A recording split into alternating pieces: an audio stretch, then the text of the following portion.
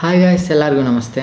ನಾನು Vikas, medical student, Shri Atal Bihari Vajpayee medical college and research institute, Bangalore. Informative Navodaya ಚಾನಲ್ಗೆ ಸ್ವಾಗತ.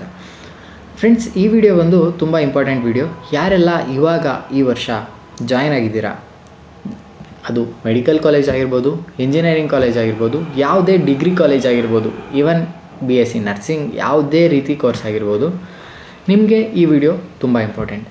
ಏನಕ್ಕಪ್ಪ ಅಂತ ಕೇಳಿದ್ರೆ, ನೀವೆಲ್ಲರೂ ಕೇಳಿರ್ತೀರ ಸ್ಕಾಲರ್ಶಿಪ್ ಅಂತ ಹೇಳೋದಾದರೆ ಫಸ್ಟು SSP ಸ್ಕಾಲರ್ಶಿಪ್ ಬಗ್ಗೆ ನೀವು ಮಾತಾಡ್ತೀರಾ. ಓಕೆ, ಅದು ಗೌರ್ಮೆಂಟ್ ಸ್ಕಾಲರ್ಶಿಪ್. ಈವನ್ NSP ಬಗ್ಗೆ ಮಾತಾಡ್ಬೋದು, ಅದು government scholarship. But private scholarship ಬಗ್ಗೆ ನೀವು ಅಷ್ಟು ಕೇಳಿರೋದೇ ಇಲ್ಲ. ಓಕೆ, ಕೇಳಿರ್ತೀರ ಒಂದಷ್ಟು ಮೇನ್ ಸ್ಕಾಲರ್ಶಿಪ್, FFE ಆಗಿರ್ಬೋದು, ರಿಲಯನ್ಸ್ ಆಗಿರ್ಬೋದು, ಫೆಡ್ರಲ್ ಬ್ಯಾಂಕ್ ಆಗಿರ್ಬೋದು, ಆ ರೀತಿ ಸ್ಕಾಲರ್ಶಿಪ್ನ ನೀವು ಕೇಳಿರ್ತೀರ. ಬಟ್ ತುಂಬ ಜನ ಅಪ್ಲೈನೂ ಮಾಡೋಕ್ಕೆ ಹೋಗಲ್ಲ. ಮತ್ತು ಏನು ಮಿಸ್ಕನ್ಸೆಪ್ಷನ್ ಇರುತ್ತೆ ಅಂದರೆ, ಈ ಗೌರ್ಮೆಂಟ್ ಸ್ಕಾಲರ್ಶಿಪ್ ಬಂದರೆ ಪ್ರೈವೇಟ್ ಬರಲ್ವಂತೆ, ಪ್ರೈವೇಟ್ ಬಂತು ಅಂದರೆ ಗೌರ್ಮೆಂಟ್ ಬರಲ್ವಂತೆ. ಏನು ಮಾಡೋದು, ಯಾವುದಾದ್ರೂ ಒಂದೇ ಒಂದು ಅಪ್ಲೈ ಮಾಡಬೇಕು ಅಂತೆ. ಟೋಟಲ್ ಎಷ್ಟೋ ಸ್ಕಾಲರ್ಶಿಪ್ಸ್ ಇದ್ರೂ ನಿಮಗೆ ಟೋಟಲಾಗಿ ಒಂದೇ ಸ್ಕಾಲರ್ಶಿಪ್ ಬರೋದಂತೆ. ಆ ರೀತಿ ಮಿಸ್ಕನ್ಸೆಪ್ಷನ್ ಇರುತ್ತೆ.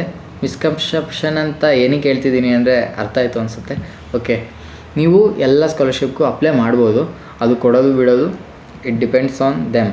ನಿಮಗೆ ಏನಾದರೂ ಪರ್ಸ್ನಲ್ ಗೈಡೆನ್ಸ್ ಬೇಕು ಅಂದರೆ you can join membership. Okay, ಚಾನಲ್ದು ಮೆಂಬರ್ಶಿಪ್ ತೊಗೊಂಡು ನೀವು ಮೆಂಬರ್ಸ್ ಓನ್ಲಿ ವೀಡಿಯೋ ಒಂದಿದೆ, ಅದಕ್ಕೆ ಬಂದು ನೀವು ಅಲ್ಲಿ ವಾಟ್ಸಪ್ಪಲ್ಲಿ ಲಿಂಕ್ ಇರುತ್ತೆ, ವಾಟ್ಸಪ್ ಲಿಂಕು ಆ ಡಿಸ್ಕ್ರಿಪ್ಷನಲ್ಲಿ.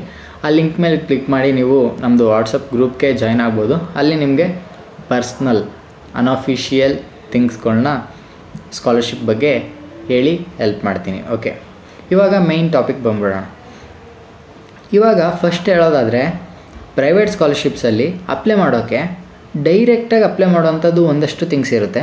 ಓಕೆ, ಸ್ಕಾಲರ್ಶಿಪ್ ಅಂದರೆ ಈಗ ಒಂದು ರಿಲಯನ್ಸ್ ಸ್ಕಾಲರ್ಶಿಪ್ ಅಂದ್ಕೊಳ್ಳಿ. ಓಕೆ, ಅವ್ರದ್ದು ಸಪ್ರೇಟ್ ವೆಬ್ಸೈಟ್ ಇರುತ್ತೆ, ರಿಲಯನ್ಸ್ ಫೌಂಡೇಶನ್ದು. ಅದನ್ನ ನೀವು ಡೈರೆಕ್ಟಾಗಿ ನೀವು ಹೋಗಿ ಅಪ್ಲೈ ಮಾಡ್ಬೋದು. ಬಟ್ ಅದೇ ಸ್ಕಾಲರ್ಶಿಪ್ನ ನೀವು ಇಂಡೈರೆಕ್ಟಾಗೂ ಅಪ್ಲೈ ಮಾಡ್ಬೋದು ಥ್ರೂ ಬಡಿ ಫಾರ್ ಸ್ಟಡಿ ಅಂತ ಒಂದು ವೆಬ್ಸೈಟ್ ಇರುತ್ತೆ.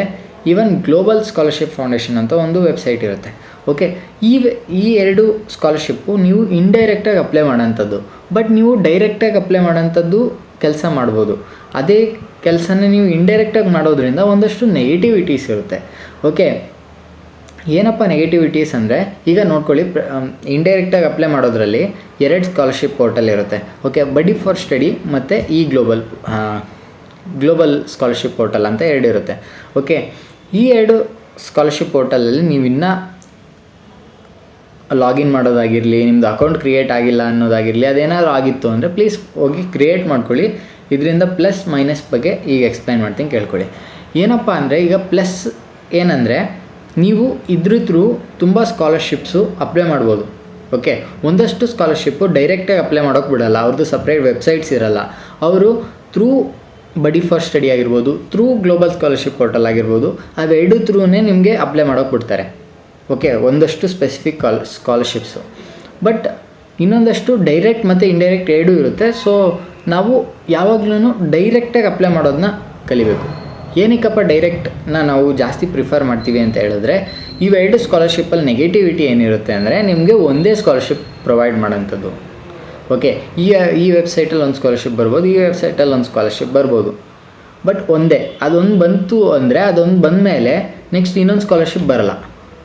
ಓಕೆ, ನಿಮಗೆ ಯಾವ್ದು ಫಸ್ಟು ಕೊಡ್ತಾರೆ ಸ್ಕಾಲರ್ಶಿಪ್ಪು, ಅದಾದಮೇಲೆ next scholarship selected for next round ಅಂತ ಬಂದ್ರೂ ನಿಮಗೆ ಆ ಸ್ಕಾಲರ್ಶಿಪ್ಪು ನಿಮಗೆ ಪ್ರೊವೈಡ್ ಮಾಡಲ್ಲ ಅವರು. ಓಕೆ, ನೀವು ಸೆಲೆಕ್ಟ್ ಆದ್ರೂ ವೇಸ್ಟ್ ಆಗುತ್ತೆ.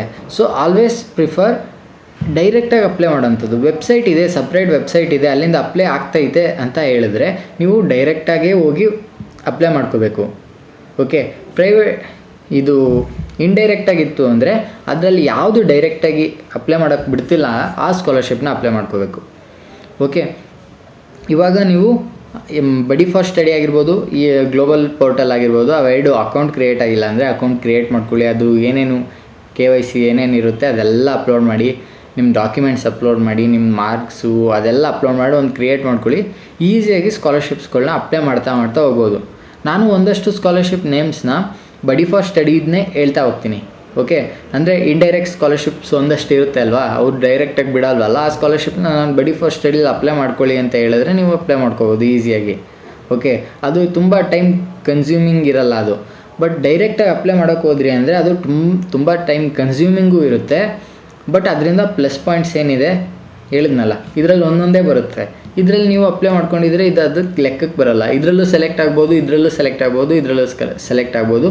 3 ಸ್ಕಾಲರ್ಶಿಪ್ ಟೋಟಲ್ ನಿಮ್ಗೆ ಬರ್ಬೋದು. ಓಕೆ, ನಿಮಗೆ ಎಕ್ಸ್ಟ್ರಾ ಇನ್ನೂ ಐಡಿಯಾ ಬರ್ತಿಲ್ಲ ಅಂದರೆ ನೀವು ಫಸ್ಟು ಬಡಿ ಫಾರ್ ಸ್ಟಡಿ ಗ್ಲೋಬಲ್ ಪೋರ್ಟಲ್ ಅವೆರಡಲ್ಲೂ ಒಂದೊಂದು ಅಕೌಂಟ್ ಕ್ರಿಯೇಟ್ ಮಾಡ್ಕೊಳ್ಳಿ. ಯಾವುದೇ ಡೈರೆಕ್ಟ್ ಸ್ಕಾಲರ್ಶಿಪ್ಸ್ ಇರುತ್ತೆ ಅದನ್ನ ನಾನು ಆಗಾಗ ಇನ್ಫಾರ್ಮೇಷನ್ನ ವಿಡಿಯೋ ಮೂಲಕ ನಿಮಗೆ ತಲುಪಿಸ್ತಾ ಇರ್ತೀನಿ. ಓಕೆ, ಅದೆಲ್ಲ ಅಪ್ಲೋಡ್ ಮಾಡ್ಕೊಳ್ಳಿ. ಯಾವುದ್ಯಾವುದು ಡೈರೆಕ್ಟ್ ಅಂತ ಹೇಳ್ತೀನಿ ಅದು ಡೈರೆಕ್ಟಾಗಿ ಹೋಗಿ ಅಪ್ಲೈ ಮಾಡಬೇಕು. ಇಂಡೈರೆಕ್ಟ್ ಅಂತ ಹೇಳಿದ್ರೆ ಆ ಇಂಡೈರೆಕ್ಟಾಗೇ ನೀವು ಈ ಬಡಿ ಫಾರ್ ಸ್ಟಡಿ ಈ ಗ್ಲೋಬಲಲ್ಲಿ ಅಪ್ಲೈ ಮಾಡೋಂಥದ್ದು. ಓಕೆ, ವಿಡಿಯೋ ಇಷ್ಟ ಆಗಿದೆ ಅಂದರೆ ಲೈಕ್ ಮಾಡಿ, ಶೇರ್ ಮಾಡಿ ಮತ್ತು ಸಬ್ಸ್ಕ್ರೈಬ್ ಮಾಡೋದು ಯಾವುದೇ ಕಾರಣಕ್ಕೂ ಮರೆಯೋಕ್ಕೆ ಹೋಗಬೇಡಿ. Thank you for watching.